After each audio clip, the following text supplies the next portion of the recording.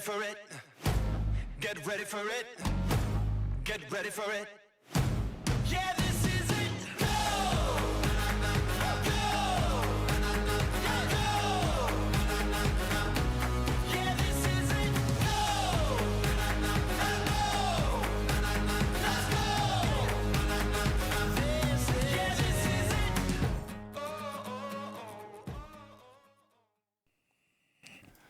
All right, ladies and gentlemen, welcome aboard here.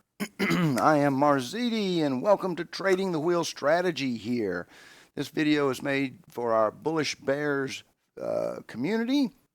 If you're not familiar with the Bullish Bears trading group here, I invite you to come check them out at bullishbears.com, and maybe you'll find something there that appeals to you as far as the group and everything like that. We are going to talk about the wheel trading strategy here today, and by the time we get through with all this, you should have an understanding of what it is and whether it's something of interest to you. And even if it's not of interest to you, it'll plant some seeds in your back of your mind so that at least you'll understand what other people are talking about when they talk about it. Let's move on. Starting with the disclaimer and the legal here, this presentation was created by me, Marziti. I am not a financial advisor. This video is for educational purposes only. The information presented here does not necessarily represent the opinions of the Bullish Bears community. You are fully responsible for your own trades. You may copy and redistribute this video so long as the author, me, well, I say authors, but it really is an author, me, is given credit for it. I will also point out that I am not compensated in any way for doing this video for the Bullish Bears here. I am a member just like the bulk of you are watching this video. Before we get started though, let's talk one serious major point here, folks. Trading options can be significantly more difficult than regular stocks or futures, and that is because options are exponential in moving where stocks and futures are linear. So it is highly, highly, highly recommended that you have a strong understanding of the basics of options trading before you begin using the option wheel trading strategy or trading options of any kind. We're talking about you should know the difference between a put and a call, buying an option gives you a right versus selling an option is an obligation. You should understand about strikes, days for expirations, different things like that. If you don't understand that, you can watch the video all you want to, but I really recommend go through an options training program, understand what it is before you actually start looking at trading the wheel. So what is the wheel strategy? It is an income generating strategy based on selling puts and calls based on 100 shares of stock. And you're going to find out this theme of 100 plays out over in options all the time. So we start by typically selling a cash secured put to collect the premium. And because the outcome of that may be that we have to buy 100 shares of the stock. Once we have the stock, we start selling the covered calls against those 100 shares to collect premium and possibly some stock appreciation as we get out of our 100 shares. The strategy is designed to get into the ownership of 100 shares of stock, then sell the stock and make the extra money via premium and possible stock appreciation as we go through the cycle. And so on. Let's see. You can do this on the same stock repeatedly over and over and over. Let's get to a picture here that sometimes makes things a little bit easier to understand. We have picked a stock here. We're going to use the Acme Widgets Corporation, AWC, for our sample here. AWC may actually stand for something, I don't know, but for this purpose demonstration, we're going to be talking about the Acme Widgets Corporation. And so we might sell a put against Acme Widgets Corporation, and for taking this obligation on, we are paid a premium. It may turn out that we get assigned the stock. It may turn out that we don't get assigned. Either way, if we don't get assigned, we can just sell another put and another put and another put and just keep collecting that premium. But at some point, we will probably get assigned if we keep doing this. And then we end up with 100 shares of the stock. Then we come over here, and then now that we have 100 shares of the stock, we start selling a call against it. And we sell this call.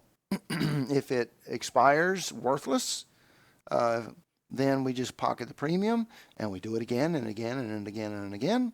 But at some point here, our call will end up in the money, and we end up having our stock called away from us, called being exercised. And then now we're back to zero stock, and we can start all over again if we want to. So it could be as simple as you sold a put, you sold a call, you're out.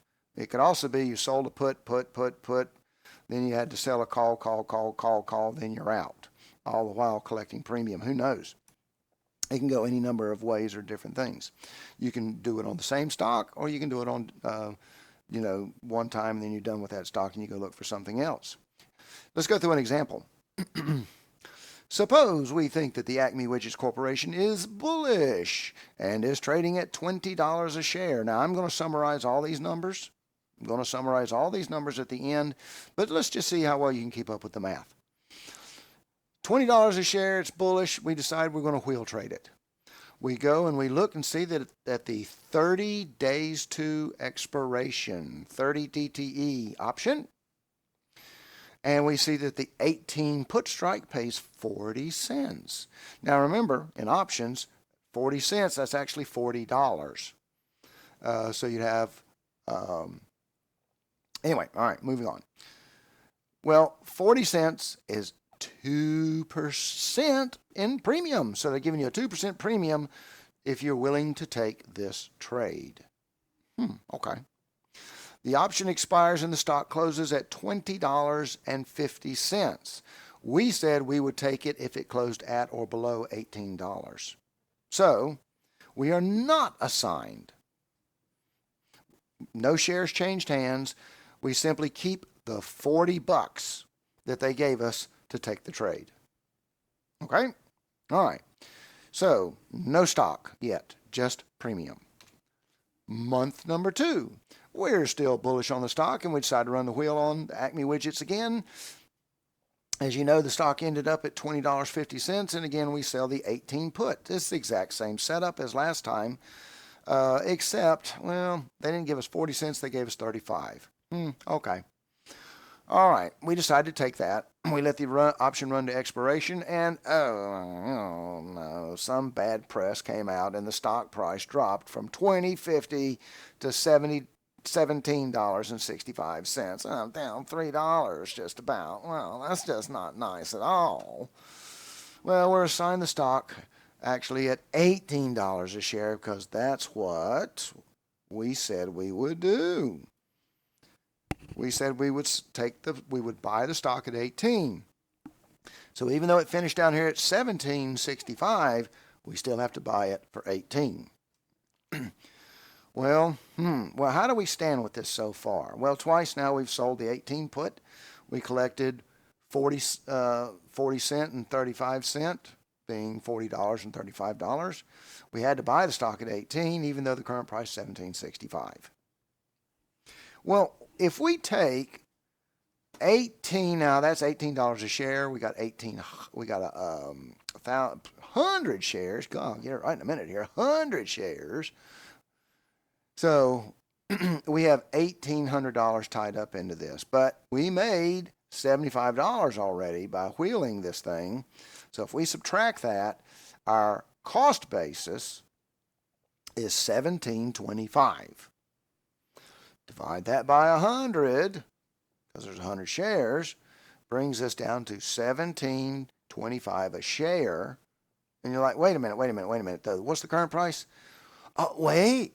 If the current price is $17.65, but our basis is only $17.25, whoa, we are actually $40 to the good. I could sell this trade. We could sell this stock, these 100 shares, right now at $17.65, and we would pocket $40 and walk away. We're actually in a good position so far. That's cool. Let's move on. But we're not. We're going to do the wheel thing. We're going to do the wheel thing here. So now we're going to sell the covered call. We have 100 shares of stock. We want to now take the position of getting rid of it. So we bought the stock at 18. So I'm going to sell it at 18 or 19 or 20. Not less. Not less, because then that means I'd be losing $100 a share just on the stock appreciation or depreciation in this case. So $18 or more, because that's where I took ownership of it.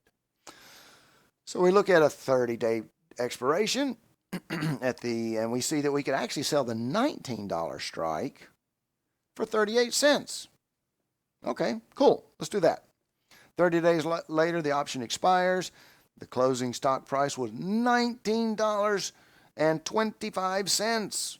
That 25 cents is all that we needed. Woohoo! We actually ended up in the money, which means that the stock, the 100 shares, gets called away from us. We sell our 100 shares because the person on the other end was obligated to buy them. Oh, no, excuse me. We're obligated to sell the shares. I'm sorry. The other person on the other end bought, so they have a right to it. But at any rate, you'll lose the 100 shares. Whatever. I'm getting all jumbled up in my mouth here. But at any rate, the 100 shares get called away. And because we bought in at 18 and sold at 19, how much money do you think we made here? Let's take a look. Our option expired in the money. Our 100 shares were called away. We now have 0 shares. We made $38 in premium. We made $100 in stock appreciation because we bought at 18, sold at 19, which is $138 profit from the covered call side. And our hands are empty now of stock. Let's tally this entire thing up. The first month we sold a put, we made $40. The second month we sold a put, we made $35, and we got assigned the shares. The third month we sold the call, and that expired in the money. We lost the shares, the stock, but we got paid $38 in premium. So just in premium we got $113. Okay. Stock appreciation, because we bought at 18, sold at 19, we made $100. Giving us a total of $213 over the 3 months. Now let's bring up that calculator here, and let's just take that. Now again, that's $213 divided by 3 months means that we averaged about $71 a month on the trade. Divided by, we had to put $1,800 into the trade. And I'm going to call that 4%. 3.944444444. Call it 4% right here. So that's approximately 4% a month. Now, if all things being equal, everything staying the same, and the star and the moon and the planets are staying in a halfway decent alignment, that means that if everything stayed the same, that could go up to like 48% annualized a year. Because remember, this is a month. Multiply times 12 months. .47333333 percent gain on that $1,800, putting it fairly, to what, around $2,600 maybe? Let's see. Times 1,800 plus 1,800, 2,652. Now, of course, you'll have some months that you get more premium, some you get less premium. This, that, or the other may happen. Of course, we understand that. So this is not this annualized thing. Though I bring up the annualized thing, though, just to show you that there is some really good potential in wheel trading. All right. If it's so great, there's got to be some negatives. Let's take a look at that. First of all, we have to have enough cash in our account to be able to buy those 100 shares. If we end up in the money on that, if we let that cash secured put go to expiration and we end up in the money, I got to buy 100 shares. I got to have enough cash in the bank to buy those 100 shares. If I don't, my broker is going to be pissed. Anyway, we'll see. A lot of it also depends on the policy of your broker. Some brokers, if they see that there's a problem long before the option closes, they'll close your trade for you whether you like it or not. So you kind of need to have a chat with your broker about that kind of stuff. Other negatives. Acme widgets, we bought it at 18, it went down to 17.65, and what if the next month it went down to $15? You're like, uh-oh, that's not good. That's going the wrong way. It can happen. It can happen. So what that basically means is, unless we see some kind of a reason to have a fire sale, we need to just sit back and be ready to ride this trade out for 6 more months, a year, whatever. Now, each month you go ahead and sell that covered call against it. Just keep selling that. You say, I'm only making $5. Sometimes, that's all they're willing to pay is $5. Sometimes they won't even, sometimes if it's too far away, they won't pay anything. Well, okay. But the point being is that every chance you get, if you can sell that covered call, and let's just go back to this again. We bought the stock at 18. So I don't care if the stock goes down to $12. I'm going to do the covered call on the 18 or the 19 or whatever. I'm always going to go at where my price is or better. I don't care if all I'm going to make for the month is $5. It's still $5. It adds. You do that enough times, and it brings down the value of your cost basis. Okay. But anyway, so you may have to sit in this for a year while the price recovers. And of course, it is possible that the price never recovers. I have actually been in one of those trades where the stock turned out there was some corruption in the company, and when it became public that they were lying about their inventory and stuff like that, the stock just went straight into the gutter, and stock price went to about 50% of its price, and that's just the way it was. But you say, well, I shouldn't do the wheel if that could happen. Well, if you buy stocks, the same thing can happen to you there too. So it's no different. It's not really no different. It's just that these wheel trades are going to be in increments of 100 shares at a time. For the cash secured put, we have to make sure that we screen out stocks that are too expensive. Because remember, we may have to buy this. Oftentimes, we are typically looking for a stock that is trending sideways or slightly bullish, unless you're willing to take the stock at a much lower price in the first place. If you're willing to take it at a much lower price, much lower price, fine. You can do the cash secured put even though it is on the decline. But unless you have some other reason, we like the stock to be sideways or slightly bullish. We need to be prepared to hold on to this trade for a while, and we need to also I want to throw in here about implied volatility. Implied volatility measures the degree of uncertainty in the stock price direction and range. The higher it is, the more uncertain it is. We must consider implied volatility and possibly the market maker move. Let's go over here and take a look at that. Let's see, Windows Plus. There we go.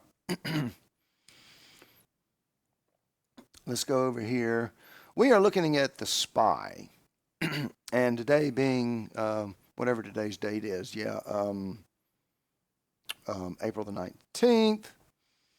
And let's just take a look at what we have here. This is a 29-day to expiration trade. And the implied volatility is 17.6%, or we'll just call that $20. Who makes up that $17.60%? 17.6%. Golly, get my words all tangled up here. Well, that price comes from the Chicago Board of Options Exchange, CBOE. Chicago Board Options Exchange they run through a formula called Black-Scholes or such and such, and they come up with this value of 17%. Now, times the price of the SPY here at around $503 means that within the next 29 days, they think that this price of stock, that 503 there, could be plus or minus $20 30 days from now or 29 days from now. But now remember that between Chicago Board of Options, CBOE, and me and you, there's a market maker. And sometimes the market maker is going to throw on their thoughts as well. And they may think it's a little bit more volatile, and they add what's called a market maker move. Let me see if I can get this. There we are. A market maker move of $2. All right, so let's bring this back down. That means if you take the 20 and the 22, that gives 20 and 2 gives us 22, which means that between CBOE and the market makers, this stock is believed that it can move between 481 to 525. Now, obviously, the odds of hitting the extremes are less. The further we move away from the middle, the less the odds get. And that's where the delta is going to come in to help us here in a minute. Let's talk about that here. Higher IV. Let's go back, and what were we talking about here? Well, we were talking predominantly about this right here. This 17.6%. The higher the IV, the higher the premiums. Why? Because IV represents uncertainty, and the market makers have to offer you more incentive to take a more predictable trade. The more volatility they expect, the more they got to compensate you. Now, a lot of times we use this for cash secured puts, and because there is a higher risk of assignment. So you typically, if you see higher IV, we are thinking that the stock is probably going to be more bearish, and therefore cash secured puts if the strike price is good. Otherwise, now that's if you're following IV. Earlier I said that we want to look for sideways or bullish type things for cash secured puts. But if you're willing to take it at that lower price, then you're looking for that higher IV. You want to get paid for it. Lower IV means less volatility. It's more predictable. And because it's more predictable, lower premiums. This oftentimes is used with the covered calls. You obviously are not going to make as much money with it, but you'll end up keeping your stock for longer, unless you just want to get rid of it, and then you go ahead and sell it for what you got in it and just try to get out of it as quick as you can. That's totally up to you. We'll come back. We're going to talk about dividends here in a little bit, but that is always something to think about when we are looking at covered calls. I do want to talk about delta for a moment. So, as you know from your options training, delta means the change price of the option based on a $1 price change of the underlying. Meaning, let's go back one or two slides. So first of all, oops, wrong key. We see that SPY at the time I took this was $503. Just come down here a little bit. The option for delta, let's just take this 9 here. There's $9.50. If you're looking at this option, it's $9.50.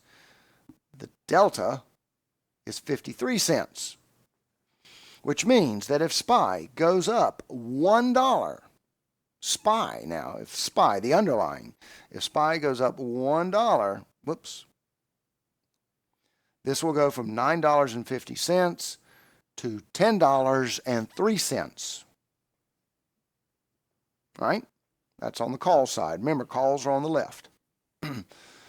So delta tells us how much the price of the option will change if the underlying, the SPY, goes up or down $1. All right?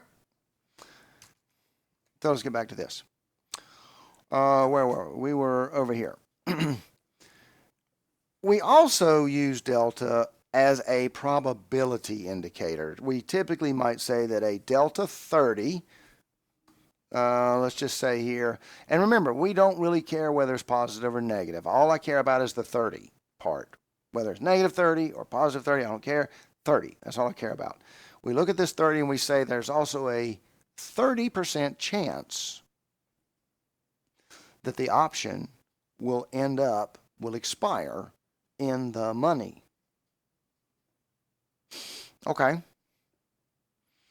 Now, that's not actually what it was created for. That's not why delta was created, but it sort of kind of is close. There is something more correct called probability of in the money. And if your brokerage platform has that, use that, because we prefer probability of in the money. And we would set that, for example, to 30, saying that we have a 30% chance that this option will end up in the money and we'll have to buy or sell the stock depending on whether we're long or short or whatever. But it also means that there's a 70% chance that nothing will happen and we'll just pocket the premium. Okay? Now, if you say you're doing a covered call and you want to get rid of that stock, okay, fine, go to a higher probability. That's fine. You can do whatever you want to there. But people have kind of noticed that delta oftentimes is very close to probability of in the money. So a lot of people, because all brokerage platforms will have delta, but not all will have probability of in the money. So it's just your kind of a preference. If you don't have probability in the money, use delta. And this would, like this delta 30 would tell me that there's a 30% chance that I'm going to end up being in the money and the stocks are going to change hands. Okay? Two things here. We may have this stock for a year, 2 years, 3 years. I mean, there's some worst case scenario. This is not normal. This is not normal, but it can happen. And so you do have to ask yourself, do you want to have your money tied up in this stock for a year? And if you're like, well, no, I've got some expenses coming up or such and such, then you don't need to take this trade. You know, you don't know when you will get out of the trade. And the other thing is, do you like the price that you're talking about getting in or out of? So if you don't like either one of these for whatever reason, then don't do this. You know, it's just that simple. Days per expiration here, again, basic option stuff. The longer the trade, the longer the DTE, the more premium, but the higher the risk. One interesting thing is to check. Many stocks nowadays have weekly expirations, and if they do, check to see, add up the four, if you're thinking about a 30 DTE, add up the 4 weeklies and compare that to the monthly. Sometimes the 4 weeklies actually will pay you better than buying the 1 monthly. Could go both ways, either way, I mean, but whatever. Let's talk about earnings. I keep clicking that. I was trying to highlight it. Anyway, earnings. What can we say about earnings? Earnings can throw a stock price and rocket it towards the moon, or it can tailspin it down to 50% based on a 15-minute presentation that they make during earnings seasons. And remember, we have earnings every quarter. If we are in a covered call, we should make sure, if we're getting into a covered call, I should say, if we're getting into a covered call, we want to check, however, for the ex-dividend date, and we might want to make sure that our covered call DTE is far enough out that we can catch the dividend. You know, depends on whether you want the dividend or not. If you don't care about it, you don't care about it. But some people want that dividend. It may be big enough there that it adds to the total profit of the trade. All right? Also, realize that because we are the sellers, the buyer has the right to close the contract, not close as in get out of, but finalize. Let me put it this way.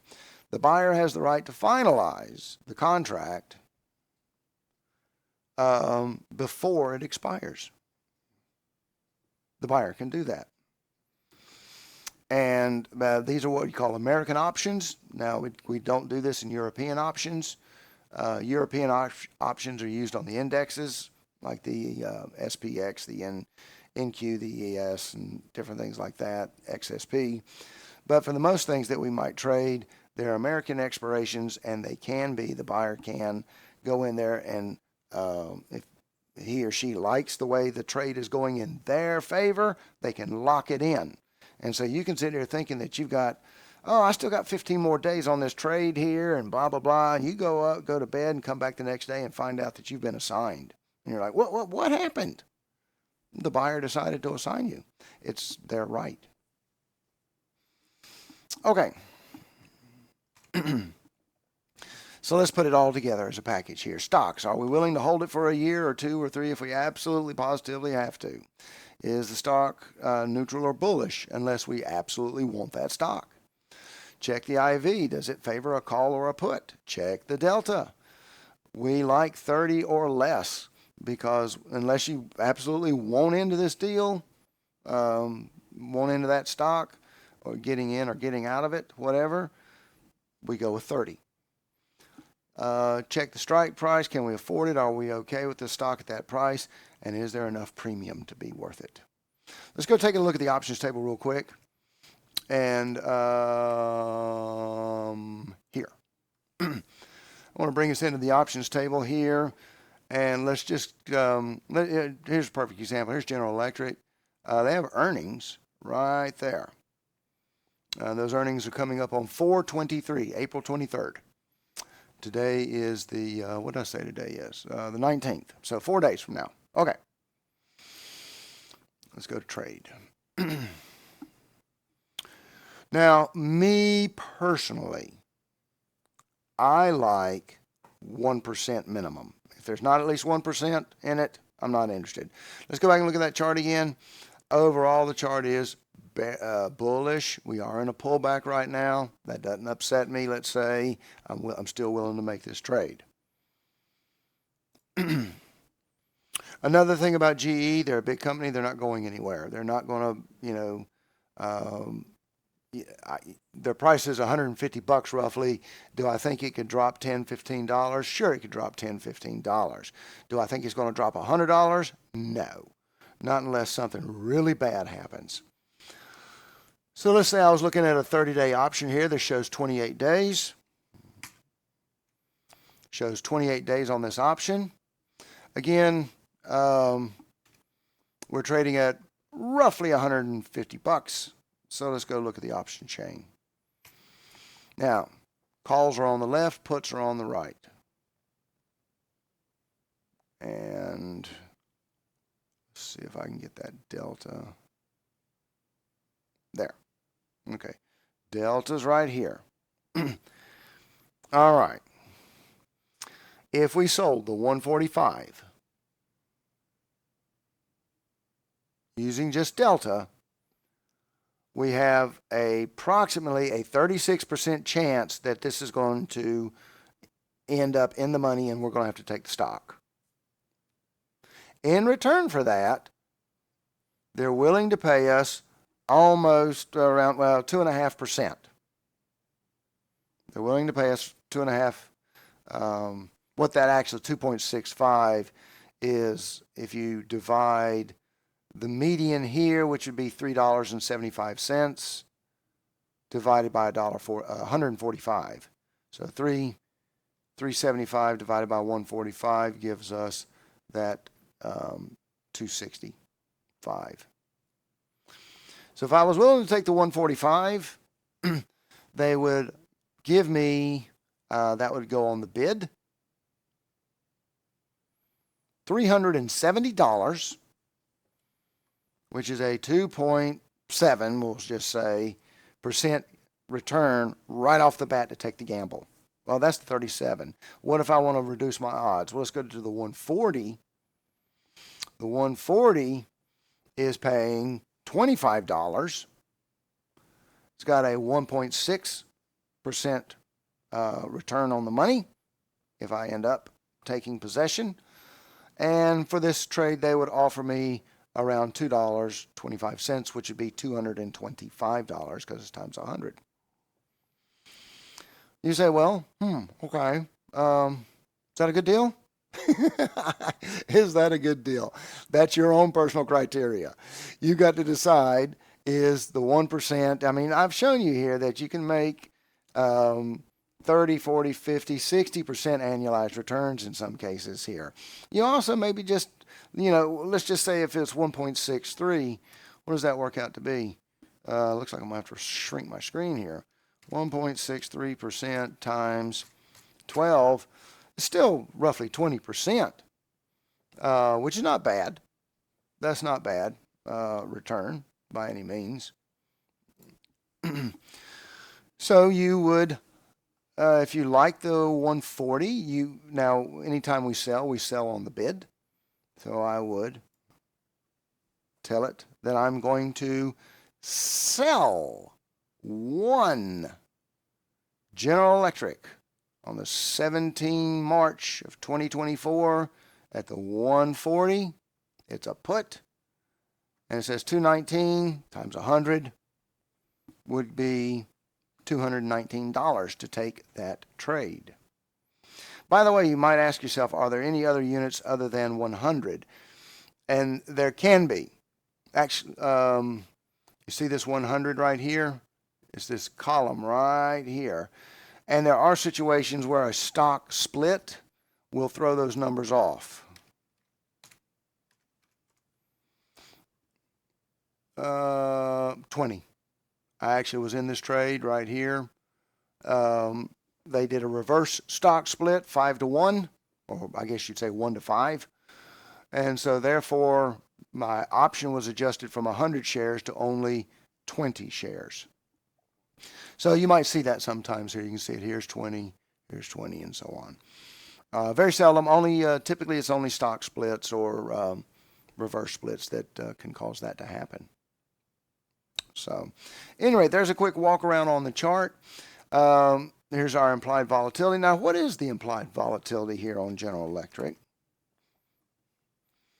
Let's just take a quick look at that. I'm going to bring up my calculator. And they're saying plus or minus $11.68. So $11.68. The market makers are saying 86 cents. Now, we're looking at the put side, so we say, well, how far down do they say that this can go? So 12 and a half. So if I take 148 minus 12.5, roughly, they're saying that they could see that it could go down to about 135. You say, well, wait a minute, we're looking at the 140. Yeah, but notice, even though this is a possible number, there's only a 15% chance, they're saying here, that we would hit that. The delta for 135 is 15. So it's possible, but only by 15% chance is roughly what the market makers are saying as far as the expected ranges. Now, notice this. You could say, well, maybe we should just take the 110 and not worry about it. Well, you can, except there's one problem. There's the bid. 0. Or in some cases, like here's $15. $15 against a $14,000 investment. That ain't worth it. Who would want to take on $14,800 for $15? There's just not enough money in this trade. It's a 0.15% trade. Me personally, I like to see at least 1%. I prefer 2%. Be careful. Be very, very careful. You will see some that are astronomical, like plug power. Maybe, I don't know, are they? Yeah, 13%. The stock is at $2.55. They're offering 30 cents if you'll buy the $2.50. Well, that would be in the money there. Even this 10% is 5%, and you look at that and you're like, well, that's not a bad deal, is it? Well, it doesn't sound like a bad deal unless you go look at their chart.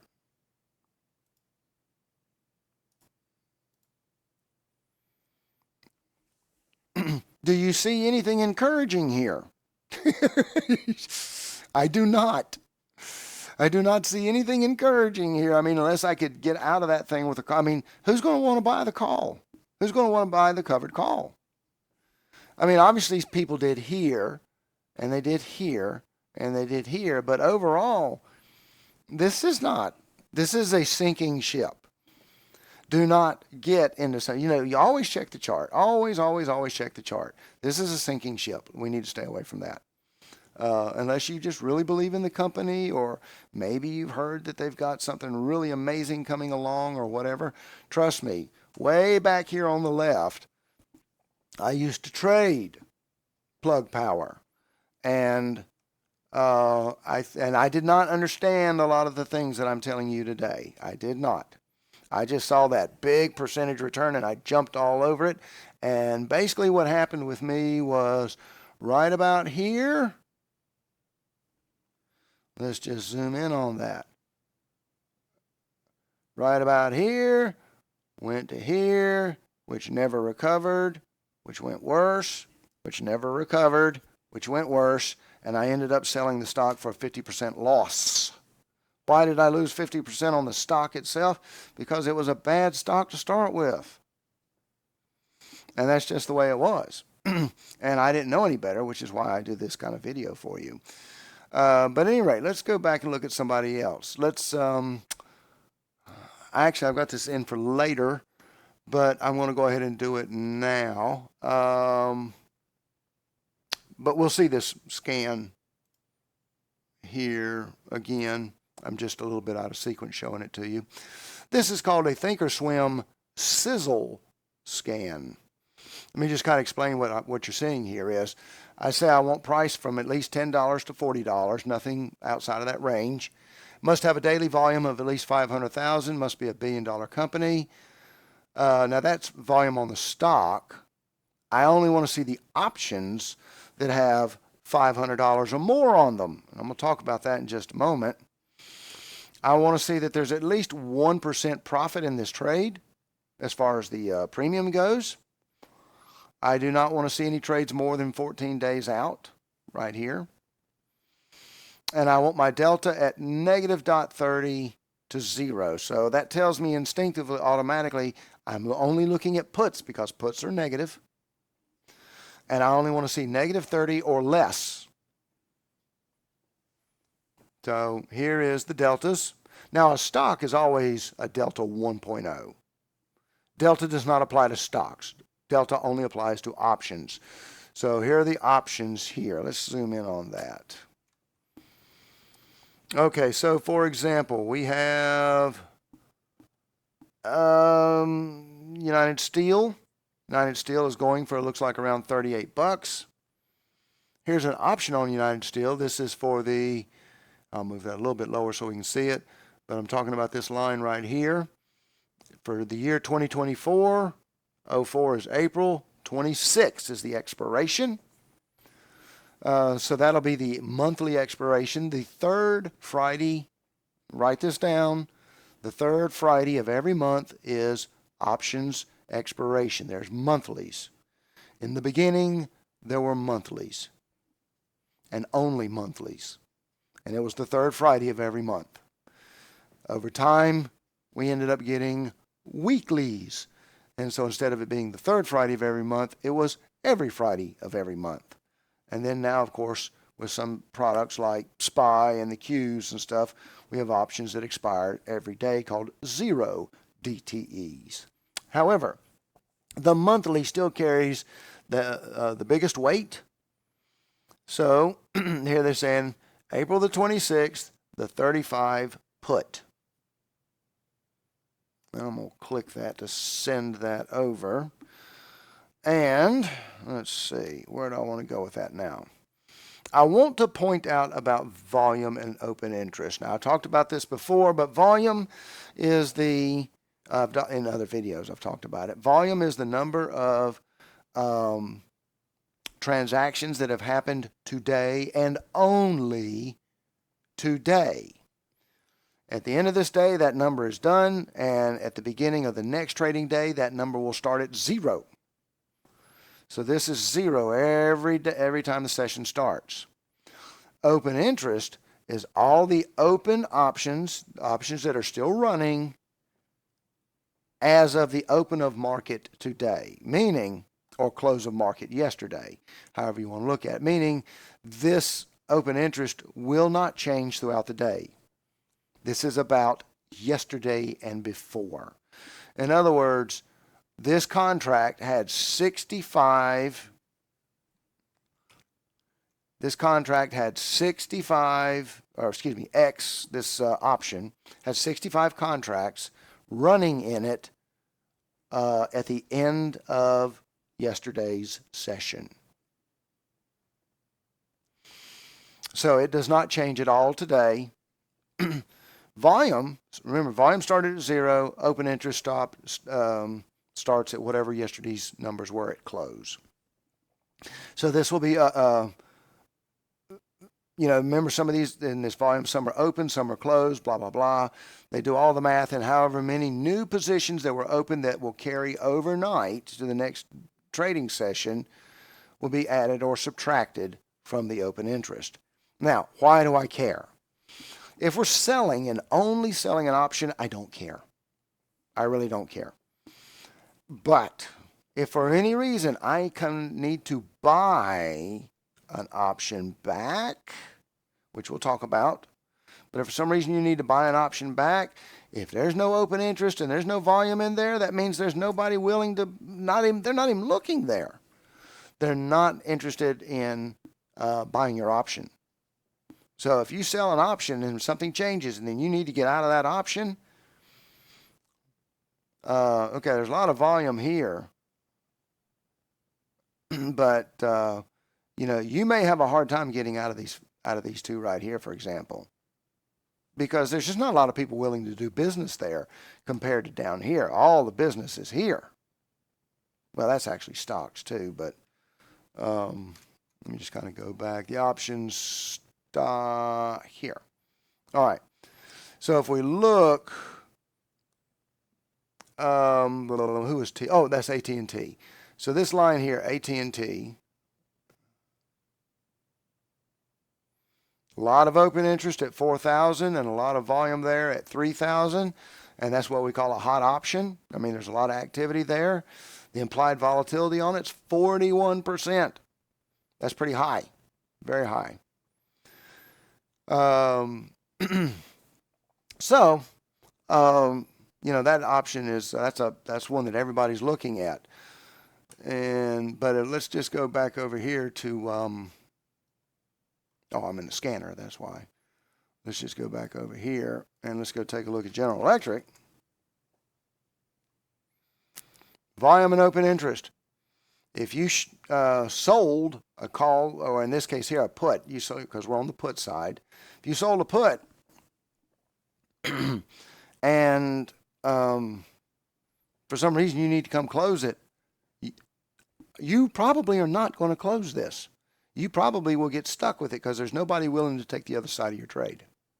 It's just that simple. So we don't care about volume or open interest if we're sellers. We care a lot about it if we're a buyer. All right. Let's move back here for a minute. Well, so here's that put sizzle scanner I was talking about. And you can take a picture of this if you want. Can I blow this up? No, I can't. Down here at the bottom, I will blow this up so that you can see that if you want to write that down. That is my put sizzle scanner. Right there. Now it morphs over time. But here's the picture of what it is. Let me just kind of bring us over here. Go away. Stock. Let's see if I can get this to fit. Yeah, perfect. Well, almost perfect. There. We see that I want a price between $10 and $40. Keep moving. I want to see a minimum volume of 500,000, market cap of $1 billion, volume on that option of at least 500, percentage mark of underlying at least 1%, means I make the amount of premium that it gives me is at least 1% the value of the stock. I don't want any trades longer than 14 days. This is a put because it's negative. This is what I'm interested in showing you right here. Sorted by sizzle index. Now, Thinkorswim basically, and sizzle means hot, very active. And when you sort by that descending sizzle index, it basically means these are the hottest ones. When I took this picture, here, let's see. These were the hottest stocks and options at the moment I took this picture. And I could look at this possibly for a place to take, maybe there's some stocks in there where there's a good put. Excuse me. Maybe I'm willing to sell a put here and take the stock because I'll take the stock at that price maybe. Maybe that's the case. Maybe I can find something there. Okay. Are there others? Well, who says we have to start with a cash secured put? If you see that, let's say that a stock is at a price that you like the price of that stock already,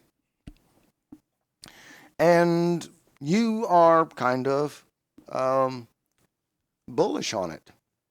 Maybe you are bullish on it. Okay. Well, if we find a stock that's at a price we like already and we're kind of bullish on it, we can just buy the 100 shares and go straight to the covered call phase. You can do this in a combination called a covered stock. Right here. I simply right-clicked over here and I said buy, and then here, which took open this, and you can say buy this menu here. And what that looks like, oh, phooey, hang on. I got out of my screenshot. Show here, let's see. There, but I wanted to go show you.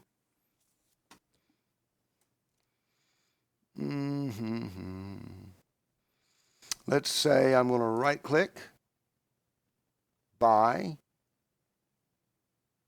covered stock. Let's see if I can get this to work without actually going through with it. Yeah. So it's going to sell -1, so it's selling the 150 call, and at the same time it is buying $100 in stock. Now this is a package deal. It must be able to do, and if we go over here, there's the prices. There's the sum of the prices. And if it cannot put this package together, that it ends up doing exactly this, then the whole deal's off. So the minute I click do it, send, it tries to work these two things so that the math adds up to this right here.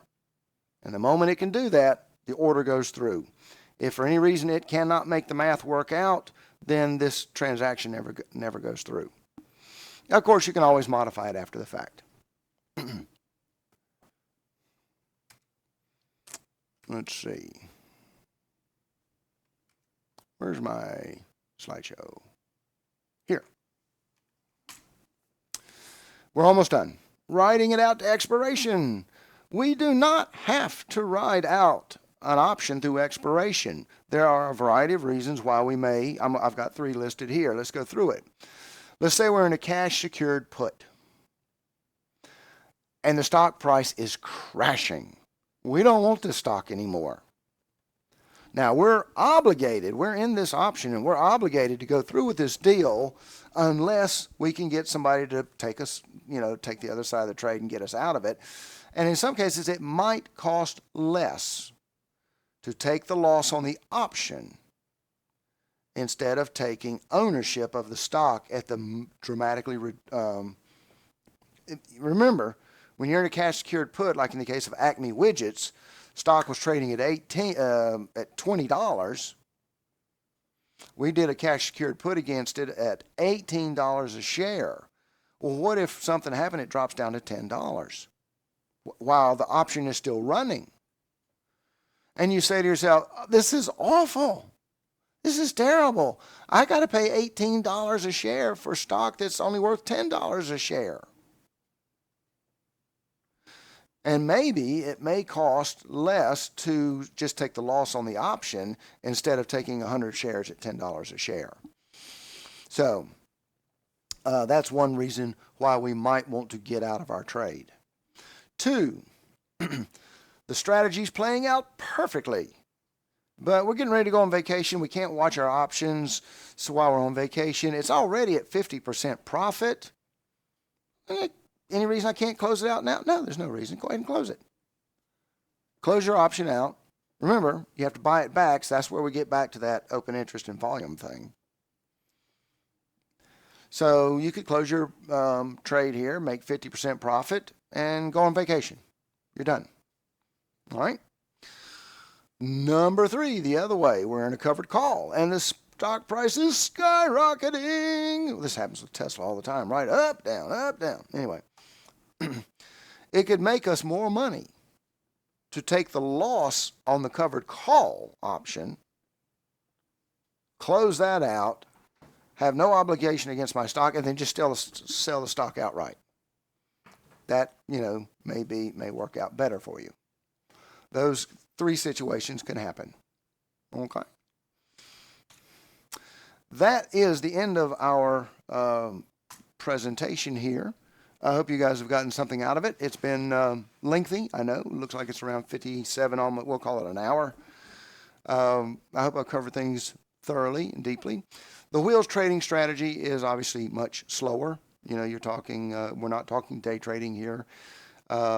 Jeremy over at Bullish Bears you'll find out that he'll be in and out of a wheel on a trade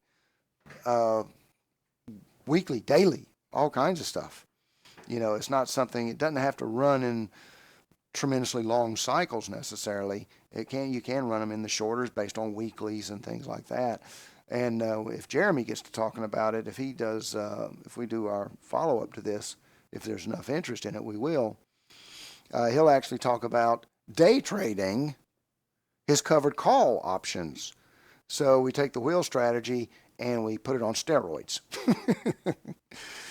So at any rate, folks, I hope you've gotten something out of this here. And again, like I said, join us over at Bullish Bears, bullishbears.com. And honest group of folks there, in my opinion. And again, as I said, I'm not compensated in any way for any of this kind of stuff. I get nothing for doing these videos other than just the enjoyment of posting them.